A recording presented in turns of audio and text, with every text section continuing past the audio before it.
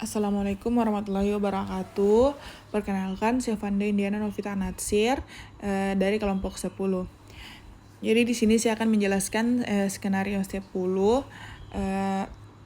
PBL nyeri tungkai. Skenarionya yaitu seorang laki-laki berusia 48 tahun dibawa ke unit gawat darurat rumah sakit dengan keluhan wajah dan leher bengkak sejak 2 minggu terakhir.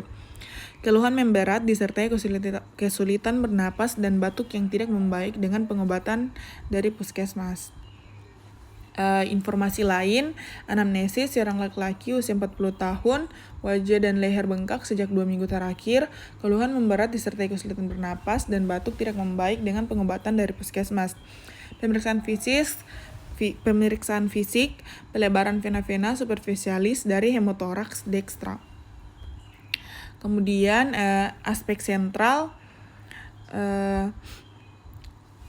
anatomi, vena cava superior terletak di mediastrum anterior, di depan trakea dan di sisi kanan aorta.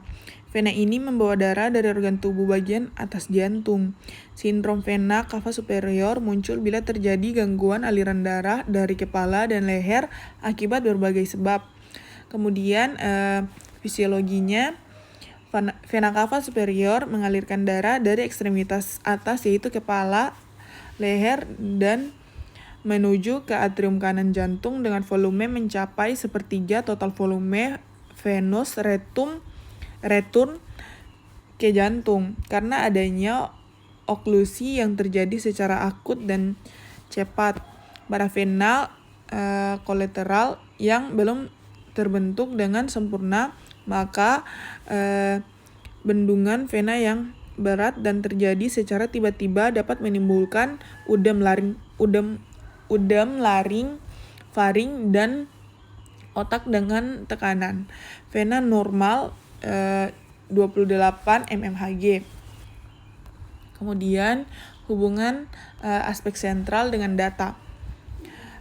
Vena cava superior mempunyai dinding yang tipis dan tekanan intravena yang rendah, akibatnya dapat terjadi kompresi dari luar terhadap vena cava superior yang dapat terjadi. Selain itu, vena cava superior juga dikelilingi oleh struktur yang kaku sehingga relatif mudah terjadi kompresi. Tekanan intravena yang rendah memudahkan terbentuknya trombus, misalnya trombus akibat dari katerisasi. Ketika obstruksi pada vena cava superior terjadi, resistensi vaskular meningkat dan terjadi penurunan aliran balik vena. Kemudian faktor risiko. Sindrom vena cava terjadi karena adanya obstruksi aliran darah pada vena cava superior. Obstruksi ini dapat terjadi akibat hambatan intrinsik ekstrinsik. Hambatan intrinsik merupakan hal yang jarang terjadi dan diakibatkan oleh trombosis atau jaringan yang menginvasi vena cava superior.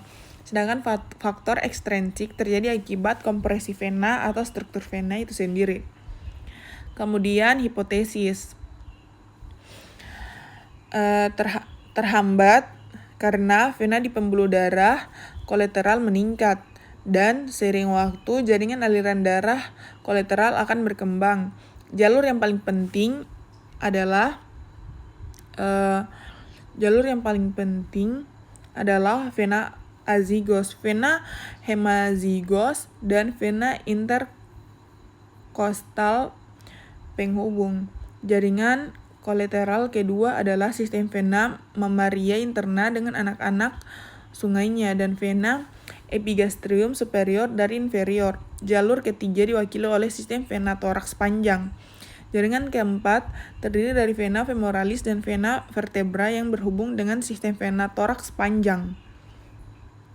Jaringan kolateral besar ini biasanya berkembang dalam beberapa minggu, terutama jika jaringan kolateral besar ini biasanya berkembang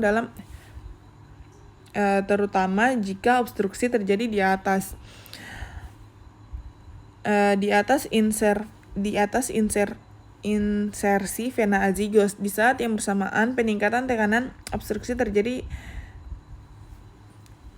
vena pembuluh darah kolateral menyebabkan peningkatan filtrasi kapiler yang nantinya menyebabkan udem wajah, leher, dan lengan. Udem dapat menyebabkan penyempitan saluran pernapasan bagian atas. Udem hidung, dan laring dapat menyebabkan gangguan fungsi laring atau faring yang dimanifestasikan sebagai batuk, suara serak, dyspnea, stridor, dan disfagia. Kemudian pemeriksaan penunjang. Hasil pemeriksaan CT scan toraks menunjukkan bahwa terdapat massa solid dengan bagian kistik di mediastinum anterior dextra meluar sampai medius dextra.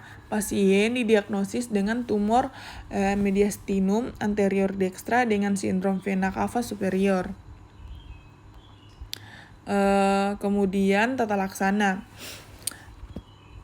Obat-obatan. Yang pertama, obat-obatan. Pasien dengan gejala ringan dan telah terbentuk aliran kolateral mungkin tidak membutuhkan pengobatan seperti kortikosteroid dan diuretik untuk mengurangi udem. Yang kedua, radiasi. Jika obstruksi terjadi karena keganasan dan tumornya kemoresisten, maka radiasi harus diberikan. Dosis radiasi total sesuai dengan penata laksanaan keganasan 5.000 sampai 6.000 CGY.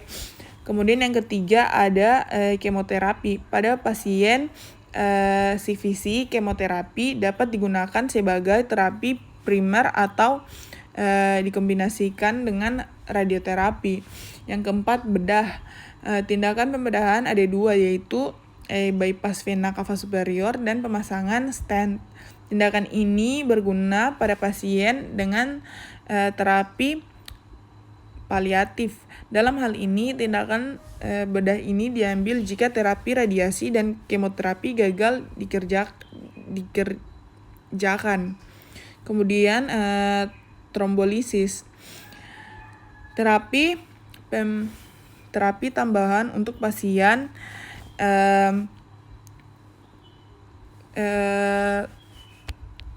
CVKS yang disebabkan karena pembentukan trombus adalah trombektomi dengan atau tanpa akivator plasminogen atau TPA atau agen trombolitik selain seperti streptokinase dan urokinase.